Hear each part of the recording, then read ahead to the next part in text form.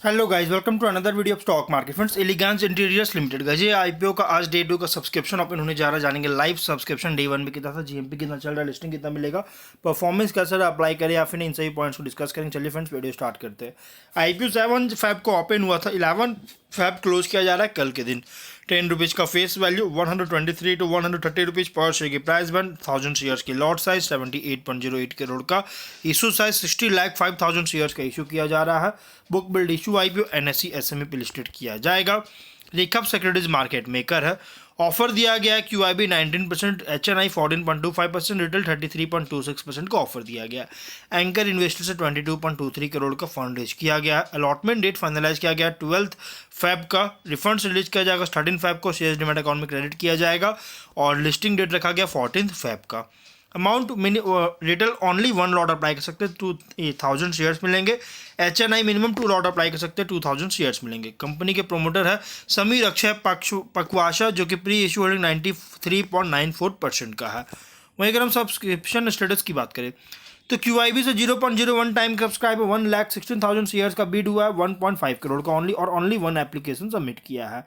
HNI 1.33 time का subscriber 11,38,000 shares का, 14.7 करोड़ का, 225 एप्लीकेशन सबमिट हुआ है। रिटेल में 2.05 टाइम का सब्सक्राइबर 40,85,000 शेयर्स का बीट किया है, 53 करोड़ का, 4,085 एप्लीकेशन सबमिट हुआ है।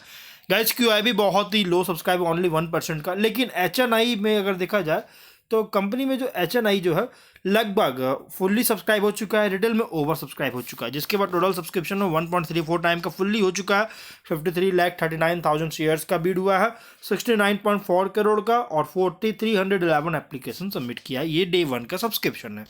जीएमपी 35 रुपीज़ का ट्रेंड कर रहा है, 27% की लिस्टिंग मिलने जा रही है, 165 रुपीज़ पे लिस्टिंग होने जा रहा है। बिजनेस की बात करें, 1996 में इनकॉर्पोरेट हुआ था, जो कि corporate laboratory, airport lounges etcetera को जो है इंटीरियर सॉल्यूशंस का बिजनेस में इंगेज है, जो कि स्पेशलाइज है फिट आउट सॉल्यूशंस को प्रोवाइड करने में कॉर्पोरेट और कमर्शियल स्पेसेस के लिए, जिसमें इंक्लूड है corporate offices, R and D facilities, laboratories, airport lounge, flexible work space, commercial retail spaces. और कंपनी जो है डोमेस्टिक टेंडर्स के लिए बीड करती है, जो कि लार्ज डोमेस्टिक और multinational corporation project management consultations और इंटरनेशनल प्रॉपर्टी कंसल्टेंट्स इसके द्वारा जो है सो टेंडर्स इशू किया जाता है। उसमें डोमेस्टिक टेंडर्स जो इशू किया जाता है उसमें बीड करता है कंपनी, और डिज़ाइन एंड बिल्ड करने के लिए और जनरल कॉन्ट्रैक्टिंग सर्विसेज के लिए।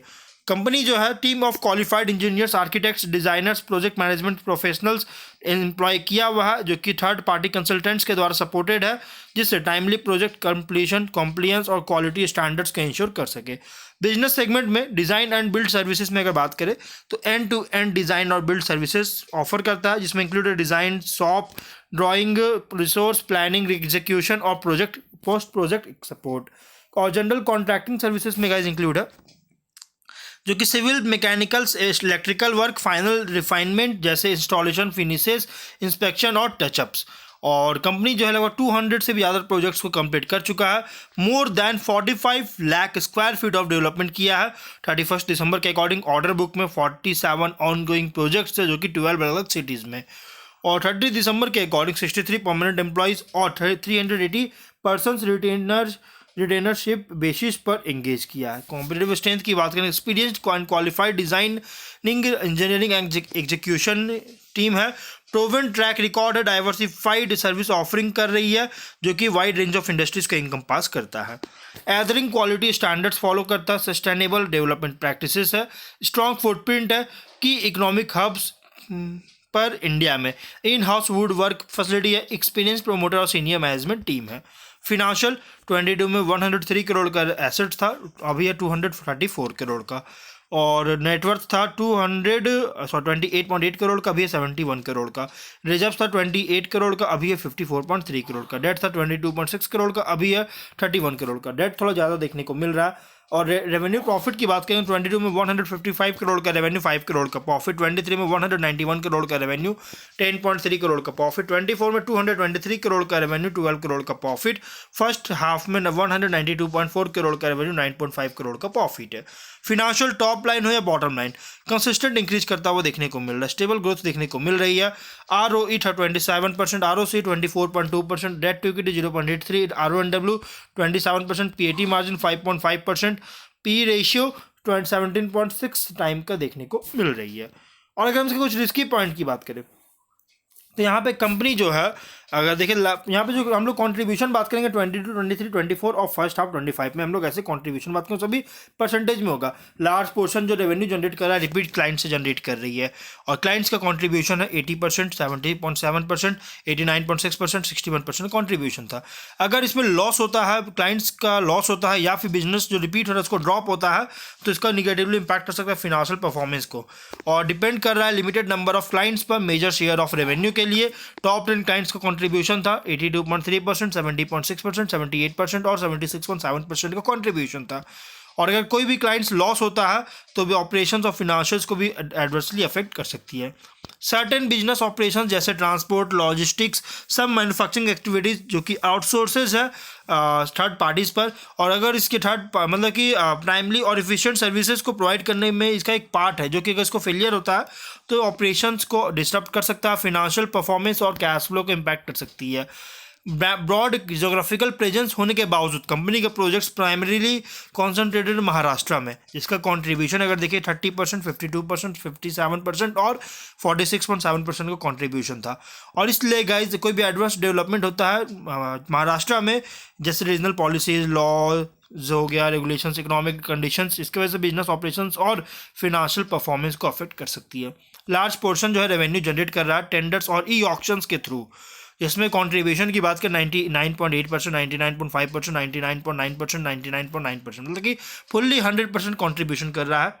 और इसलिए गाइज अगर इसको इसी प्रोसेस के थ्रू कॉन्ट्रैक्ट को सिक्योर करने में इनेबिलिटी होता है तो प्रॉफिटेबिलिटी और रेवेन्यू ग्रोथ जो है कंपनी का, इसको इम्पैक्ट कर सकता है। एडिशनली टेक्निकल और फिनेंशियल एबिलिटी क्राइटेरिया को जो है मीट करने के लिए एक एसेंशियल होता है बिडिंग के लिए, और अगर इसको फेलियर होता है इसमें तो इलाज जो नए बिजनेस अपॉर्चुनिटीज़ है इसमें लिमिट कर सकता है। कंपनी जो है सब कॉन्ट्रैक्टिंग प्रोजेक्ट्स भी अपने अंडर लिया है, और जो कि एडिशनल टर्म्स एंड कंडीशंस के साथ आती है, और नॉन कॉम्प्लियंस के कारण गैस पेनाल्टीज लीड हो सकता है, अर्ली कॉन्ट्रैक्ट टर्मिनेशन हो सकता है, फिनेंशियल लॉसेस भी हो सकता है, जिससे बिजनेस ऑपरेशंस और कैश फ्लो को अफेक्ट कर रही है। कंपनी प्रमोटर डायरेक्टर कुछ लीगल प्रोसीडिंग्स में इन्वॉल्व है, एडवर्स जजमेंट के कारण बिजनेस प्रॉस्पेक्ट को डेट्रीमेंटल कर सकता है। इसी फर्स्ट हाफ के डेटा के अकॉर्डिंग टोटल डेट था 63.9 करोड़ का, अगर इसको रीपे नहीं कर पाता तो फिनेंशियल पोजीशन को हार्म कर सकती है। ऑब्जेक्टिव क्या है, तो लोन इसका रिपेमेंट या पेमेंट करना चाहता है, general corporate working capital requirement के लिए फंडिंग चाहती है। मेनली कंपनी जो है वर्चुअल मोनोपोली जो है सो एंजॉय कर रहा है D&B और GC रिलेटेड सॉल्यूशंस और सर्विसेज को प्रोवाइड करने में, और स्टेबल ग्रोथ है टॉप एंड बॉटम लाइंस में। ऑर्डर बुक की बात करें 435 प्लस करोड़ ऑर्डर बुक है कंपनी के पास, जो कि एक ब्राइट प्रॉस्पेक्ट क्रिएट कर रहा है। क्रीमी क्लाइंट्स भी है जो कि एक्सपेंशन के लिए बहुत एक बेनिफिट हो सकता है, और इसलिए गाइस फर्स्ट मूवर है इस सेगमेंट में, जो कि इन्वेस्टर्स को लिस्टिंग के बाद जो सो अट्रैक्ट कर सकता है। और फिनेंशियल परफॉर्मेंस के अकॉर्डिंग फुल्ली प्राइस रखा है, तो अगर आप इसमें अप्लाई करना चाहते हैं मीडियम टू लॉन्ग टर्म के लिए अप्लाई कर सकते हैं, लिस्टिंग के लिए अप्लाई कर सकते हैं। कंपनी का फंडामेंटल बहुत ही स्ट्रॉग है, लेकिन गाइस फाइनल डिसीजन अपने रिस्क पर लिया, कोई रिकमेंडेशन वीडियो नहीं है। तो मिलते हैं नेक्स्ट वीडियो में, टिल देन बाय बाय।